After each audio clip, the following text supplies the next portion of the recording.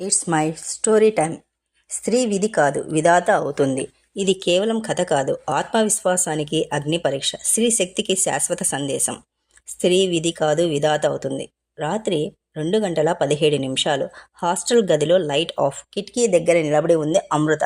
Degree gold medalist, civil preparation. తల్లి ఆశలన్నీ ఆమె మీదే. కానీ ఒకరోజు ఒక చిన్న తప్పు, ఒక అపార్థం, ఒక వదంతి, ఇంత చదివి కూడా నువ్వు ఇంత చిన్న విషయం హ్యాండిల్ చేయలేకపోయిందా అని ఎవరో అనేసిన మాట అమృత లోపలికి బాణంలా దిగింది.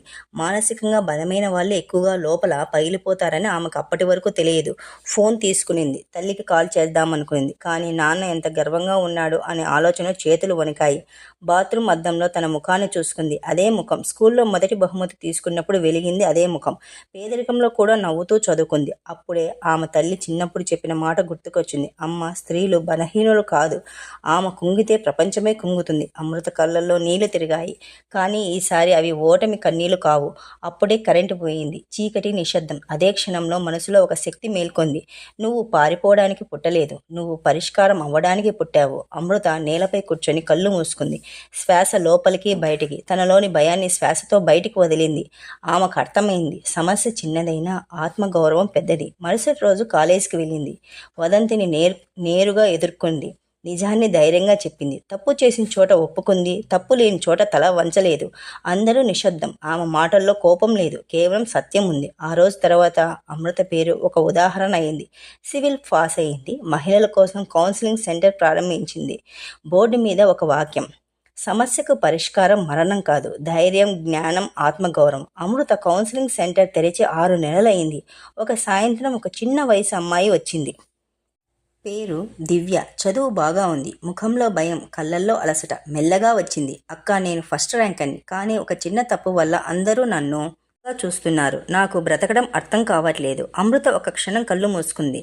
గతం ఆమె ముందు నిలబడింది. అమృత సిరి చేతులు పట్టుకొని అడిగింది, మీ అమ్మ నాన్నలకి నువ్వు అంటే ప్రేమ ఉందా? దివ్య ఏడుస్తూ, చాలా ఉంది అక్క, అందుకే వాళ్ళని బాధ పెట్టకూడదు, నేను లేకపోతే బాగుంటుందో అనుకున్నాను. అది విన్న అమృత హృదయం చీలింది. అమృత మెల్లగా చెప్పింది, అమ్మ, నువ్వు చనిపోతే వాళ్ళ బాధ తీరదు, వాళ్ళ జీవితం శాశ్వతంగా అర్థం కోల్పోతుంది. అమృత తన బ్యాగ్ నుంచి ఒక పాత డైరీ తీసింది. ఇది నా డైరీ. ఒకప్పుడు నేను కూడా ఇదే ఆలోచన చేశాను. దివ్య షాక్ అయ్యింది. అమృత చదవడం మొదలుపెట్టింది. ఈ రాత్రి నేను ఓడిపోయాను అనిపిస్తుంది, కానీ నేను చనిపోతే నా అమ్మ నవ్వు చస్తుంది. అమృత కళ్ళల్లో నీళ్లు. అమ్మ, మనం చనిపోవాలనుకున్నప్పుడు మనం బలహీనం కాదు, మనం అతి సున్నితమైన వాళ్ళం. కానీ అదే సున్నితత్వం మన శక్తి. దివ్య గుండె బరువుగా ఊపిరి తీసుకుంది. అమృత కొనసాగించింది, దేవుడు ప్రతి స్త్రీకి ఒక ప్రత్యేకత శక్తిని ఇస్తాడు. దాన్ని వాడకపోతే అదే మనల్ని చంపుతుంది. ఆ రోజు దివ్య వెళ్ళిపోయింది. కానీ అమృత మనసు అశాంతిగా ఉంది. అదే రాత్రి అమృత తండ్రి ఫోన్ను, నీ వల్ల ఒక అమ్మాయి బ్రతికింది అని. ఈరోజు దేవుడికి దండం పెట్టాను. ఆ మాటలలో అమృత కాలకు బలం లేక కూర్చుంది. అప్పుడే అర్థమైంది, ఆమె బ్రతికిన ప్రతిరోజు ఒకరి జీవితానికి దీపం అవుతుందని. కొన్ని సంవత్సరాల తర్వాత దివ్య స్టేజ్ మీద నిలబడి ఉంది. లేడీ ఆఫీసర్ స్పీచ్ ఇస్తుంది. స్పీచ్లో చివరిగా ఒక వాక్యం చెప్పింది, ఒకప్పుడు నేను చావాలనుకున్నాను, కానీ ఒక ఆడది నాకు చెప్పింది, నువ్వు ఆది పరాశక్తివి అని. చావు సమస్యకు పరిష్కారం కాదు, స్త్రీ నిశ్శబ్దంగా భరిస్తే కాదు, ధైర్యంగా నిలబడితే సమాజం మారుతుందని. స్పీచ్ విన్న వాళ్ళందరూ క్లాప్స్ కొట్టారు. అమృత ప్రేక్షకుల మధ్య తల వంచుకొని కన్నీళ్లు తుడుచుకుంది. అవి బాధ కన్నీళ్లు కాదు, విజయానికి పుట్టిన కన్నీళ్లు.